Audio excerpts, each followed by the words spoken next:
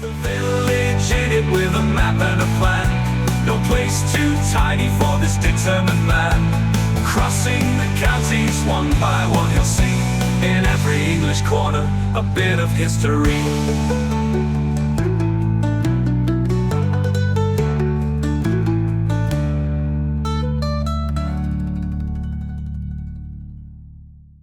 The North Kesteven series is sponsored by Gainsborough Cycles 01427 617 752.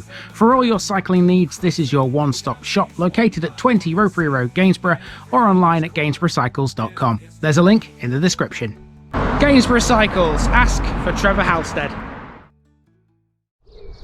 Welcome back to North Kesteven once again, everybody. Now, the name of this place is one that does catch a lot of people out.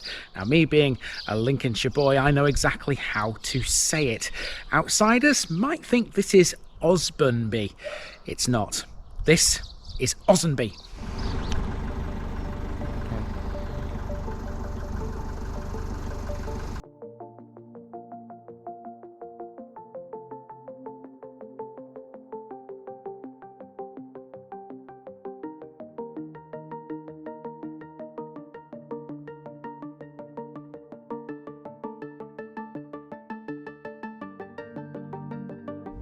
Osbournby, Asbjorn's farm.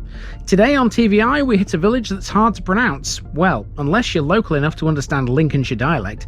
To the untrained eye, a glance at the name of this place will probably lead you in the direction of Osbournby. That's actually not wrong. It does after all mean Asbjorn's farm, deriving from Old Norse. However, as we all know, local dialect often changes things, and here most people seem to drop or even forget the first B. The result is either Osbournby or Ossenby, and so those are what we're going with, or else I might have a lynch mob on me. Osbournby is, though, totally legit too. In any event, this small village is located 5 miles south of Sleaford along the A15. It's made up of two main streets, one of them being the A15 from north to south and the other being the High Street, which runs from east to west. Essentially then, this is a crossroads village. It has a church dedicated to St Peter and St Paul, a pub called the Whichcote Arms, and a small primary school. At the western end of the village is an old marketplace, suggesting that this village was once a lot more important many years ago. History tells us of an ancient football match that was played here in 1791. It was contested between bachelors from both Osbournby and Billingborough and lasted 6 hours. Can you imagine if modern football lasted that long? It's only 90 minutes, but that's still more than enough for your missus to complain, isn't it? I'm probably going to get some heat for that, so before I dig this hole any deeper, let's get walking and explore Osbournby. We start with a drive into Osbournby using the A52 and the A15, two major roads which Lincolnshire simply wouldn't be without. The two meet in Osbournby Parish at a roundabout known as Threekingham Bar. That's the one we're approaching here. Some say Threekingham Bar is the centre of Lincolnshire. I mean, it's not, because geographically that's Waddingworth and East Lindsey, but when you consider the importance of the A52 and the A15, it sort of makes sense. The A52 connects Grantham to Boston, whilst the A15 connects Peterborough to Lincoln and Hull. From this island, you can get to practically anywhere. The countryside is undulating in the area south of Osbournby. To the west, the A52 descends into a valley before it reaches Grantham. The name Threekingham Bar is significant. Even though it's in Osbournby, it's marginally closer to Threekingham. The bar part of its name dates to the Turnpike era. As such, an 18th century milepost is nearby on the grass verge, 200 metres south of the roundabout. Just before you enter Osbournby from the south, on the right hand side is a small opening in a hedgerow. Should you go through that gap, you'll be at the Sleaford Maltsters Archery Club. The club meet at two venues. During the winter it's at Carra's Grammar School in Sleaford itself, but in the summer they use this as an outdoor venue.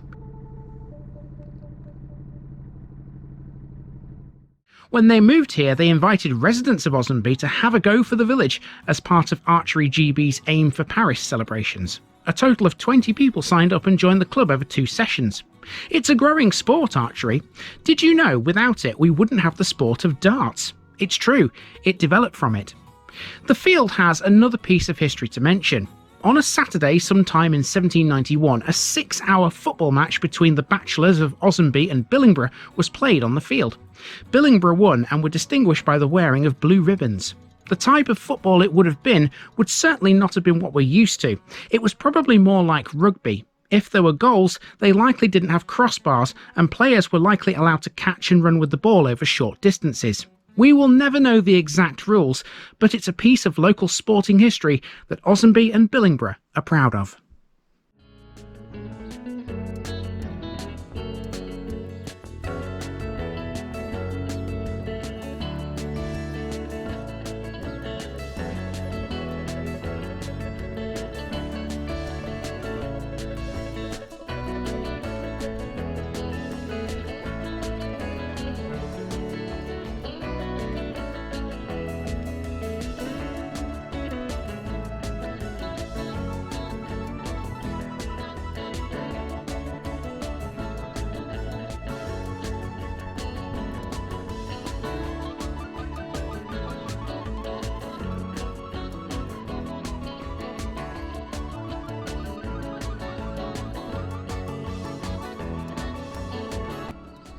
In the village itself now, our start point is in the east on the Drove, and here we're faced with an industrial area.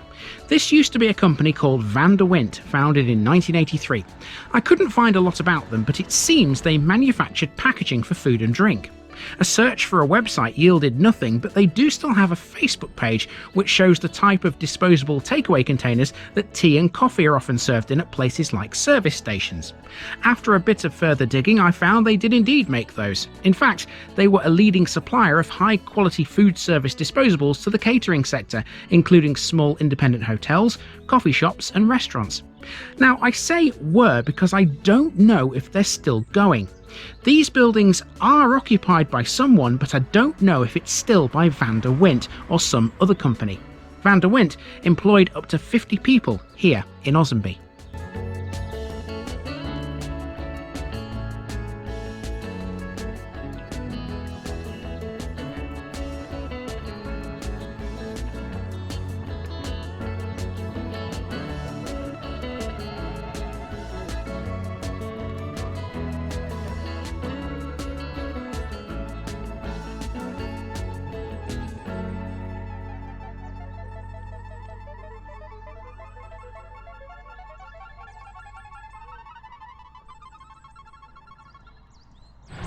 Okay, so we've hit the A15 now, and we've come across a small green.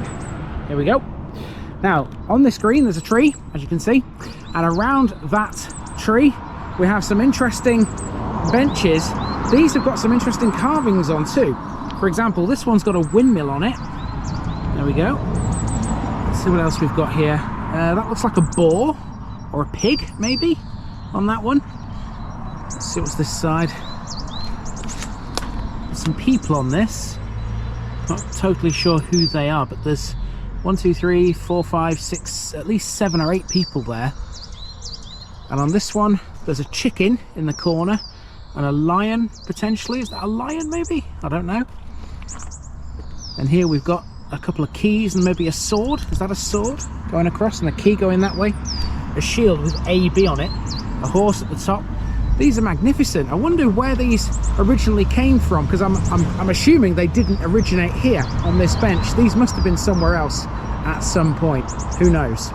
Anyway, at this point, if you sit on this bench, you can see the old school.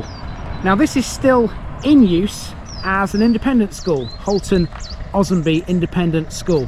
Let's talk a bit about this next. Where the A15 meets the High Street is Osbournby's old school. It still has an active school which we'll catch near the end. This one was constructed in 1845 in the style of the buildings which make up the Osbournby estate. It's the work of Sir Thomas Whichcote, who was lord of the manor at the time, and it was for the benefit of the parish. The schoolmaster in 1856 was William Rowe. It's primarily a simple stone building with ashlar quoins and window surrounds under a pitched gabled slate roof. It still has a bellcote, but the actual bell and its apparatus have now been removed. You'll note this is still in use for educational purposes. It's now Holton Osbournby Independent School.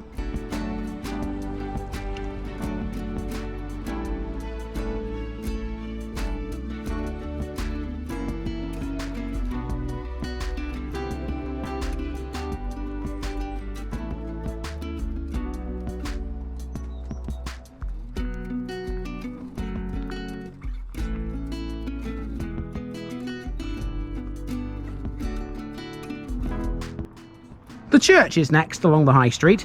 This is dedicated to St Peter and St Paul, and it's a creation of the 14th century, begun when the decorated style was in vogue, and it was completed during the later Perpendicular period.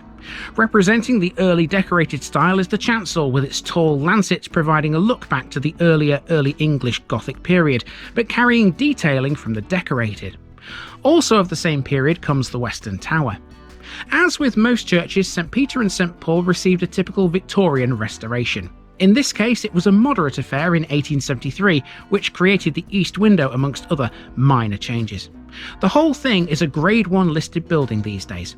Internal features include a series of richly carved oak bench ends. These depict scenes such as St George slaying a dinosaur, Adam and Eve falling from grace, and a fox preaching to geese.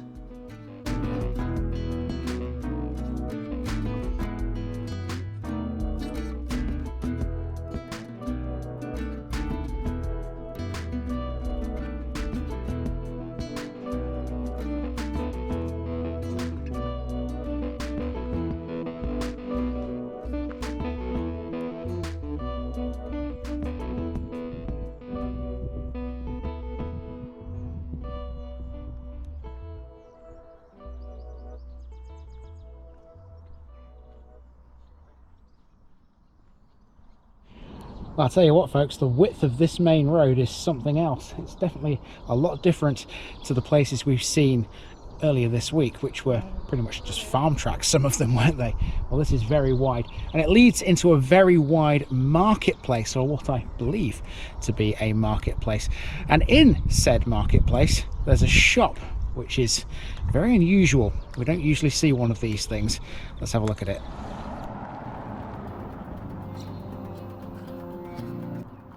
The high street all of a sudden becomes much wider and eventually opens into a broad triangle. This is a classic example of an old village marketplace, although when, or indeed if, Osbournby ever had one, I don't know. That said, it seems likely given the way this is laid out. There is also the possibility that this could have been a big village green which has now been tarmacked over. Again, I'm not too sure because I found next to nothing. The centre of the triangle today is used as a car park. Around the edge it's generally housing, and a lot of these are listed buildings dating from the 18th or 19th centuries. There are no shops here except for one, which used to be a post office. Today that old post office is a travel agent's. A&P Travel are a coach company established in 2006 by father and son team Alan and Paul, hence the name A&P. Combined, they have over 80 years' experience in the coach touring industry. They started with just one coach, but have since expanded their little family business, and now they have 5 of them. So if you book a trip with A&P, where can you expect to go? Well, they don't go massively far. For example, in March this year, they were offering trips to market towns like Melton Mowbray in Leicestershire and Barnsley in South Yorkshire. Later this year, though, in September, you can book yourself onto a trip to France, as A&P offer a 5-day half-board excursion to Bayeux to remember Normandy some 80 years on.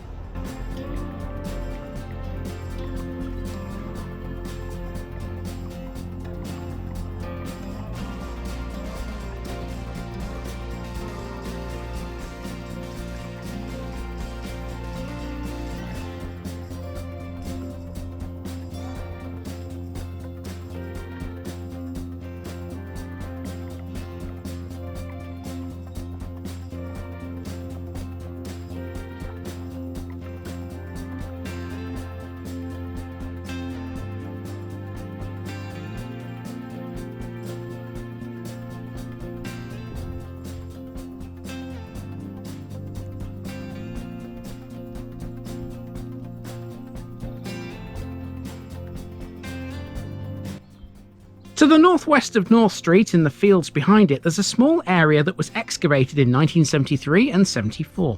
It was the site of a Saxon settlement. A hall-type post-hole building was revealed, and it seems likely there are more buildings buried outside the excavated area. A large quantity of Middle Saxon pottery was recovered, including decorated shards and numerous bones, some of them burnt. Other finds included fragments of a bone comb, a chalk loom weight, a girdle hanger fragment, and a Saxon coin.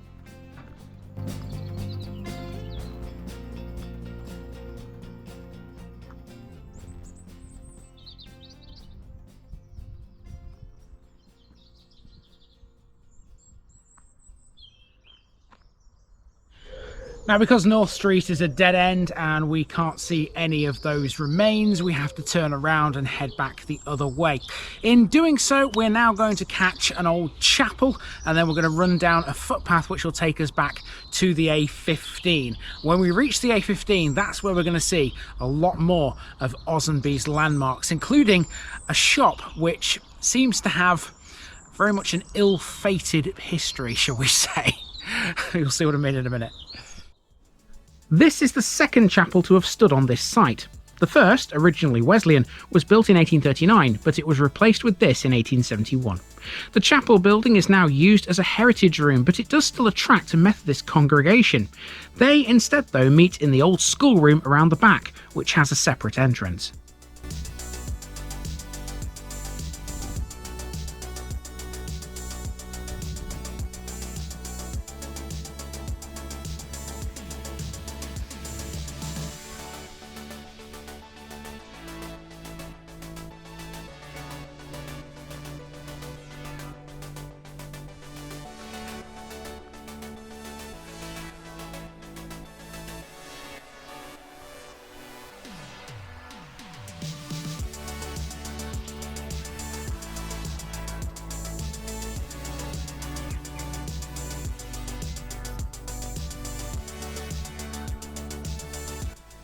Using a footpath now to get back to the A15, we next pass the current primary school.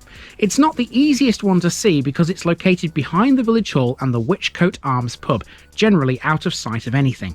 Its logo features a bee, and as such, part of the site is given over to a preschool called Osbournby's. We're inventive as Lincolnshire folk, aren't we?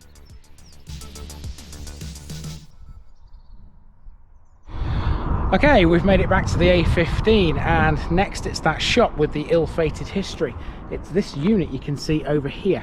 Now currently this is occupied by Quantas kitchens and bathrooms, but it didn't used to be. It's been all sorts of things in its time, this. Let's discover what. This industrial building is currently occupied by Quantas kitchens and bathrooms. It used to be a car dealership which went by several names. In 2008 it was Ray Bentley, it became Autostop in 2009 and XL Motors in 2011. For a short time it was also a factory outlet showroom for Axminster beds. Quantas is the latest to occupy this seemingly ill-fated unit. It states on their website that they're currently downsizing this showroom, and it appears they already have. Half of the building is seemingly now in use for a collection of classic cars. Quantas, though, insist they're not moving given their smaller workspace. Given the history of this place, though, I say let's see what's here in a decade's time.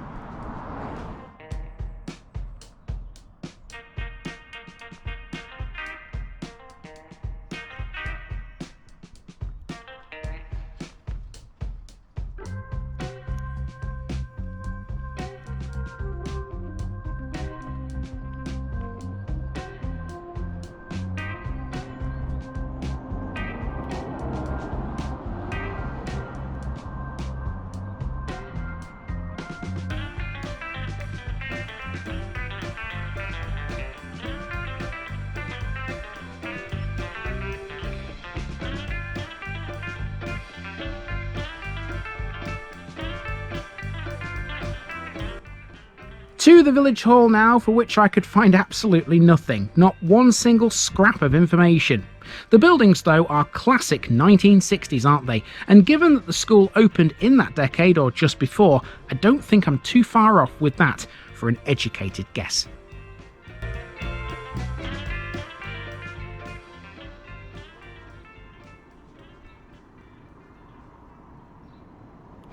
Now, there might not be any shops in the old marketplace, which we saw earlier, but there is a shop here on the A15 right next to the village hall. And I reckon that that used to be a blacksmith's forge. You can tell, can't you, by the sort of shape and the architecture of it, that that was definitely something else in a past life. And I think a forge is probably the best bet.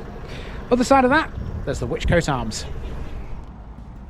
The Whichcote Arms was built in 1864 and it stands on the site of a former pub called the Coach and Horses. The date of its construction can be seen on an exterior wall together with the initials TW.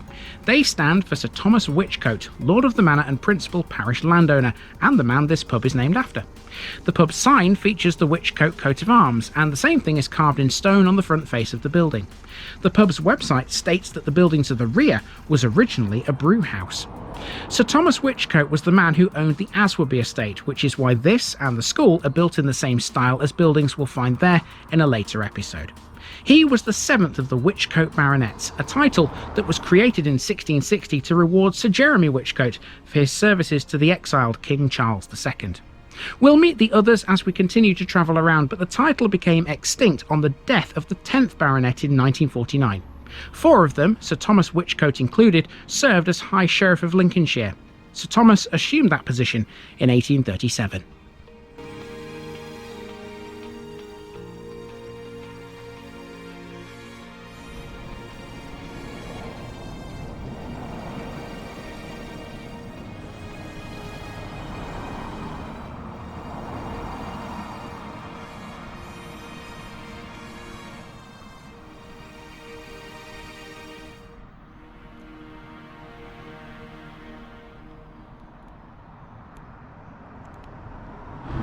So there you go, folks, we're pretty much all the way around Osbournby now.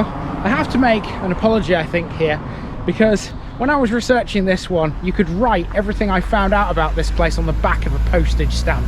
There was very, very little about it. And so there's a lot of educated guesses in this one. So, you know, I'm well aware that it might not be the best episode I've ever made, but you know what, you still can't deny that Osbournby is a fantastic little village here in North Kesteven, and I've loved every step walking around this place. Time to move on to the next one, so let's. I think Osbournby might have been one of the toughest I've ever had to research in Lincolnshire. Writing this one felt like I was feeding off scraps for the most part. Hopefully the next one is a little easier. We're off up the road to the east next, not to Osbournby, but to another of Osbournby's near neighbours. See you tomorrow, where we'll encounter a lovely old packhorse bridge.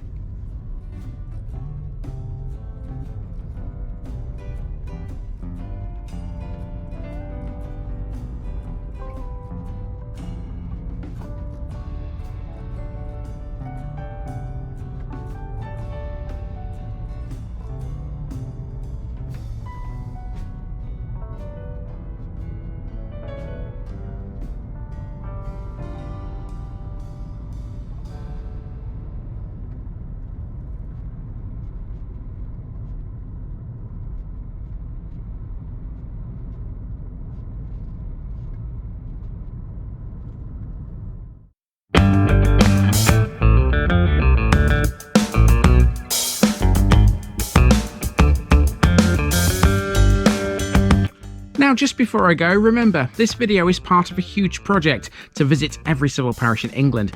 That's more than 10,000. These routes are pre-planned, and due to time constraints, I can't cover every detail or walk down every street. Please don't complain if this video missed something out. I pronounce names how I choose to. I am very aware that local dialect may vary, and I don't take kindly to criticism about this. You've been warned. It's impossible to know everything too. If this video was terrible, make your own. If you're a regular watcher of The Village Idiot, you're not the only one. If you've got a small business, why not use my videos to advertise it? Leave a comment below if you're interested.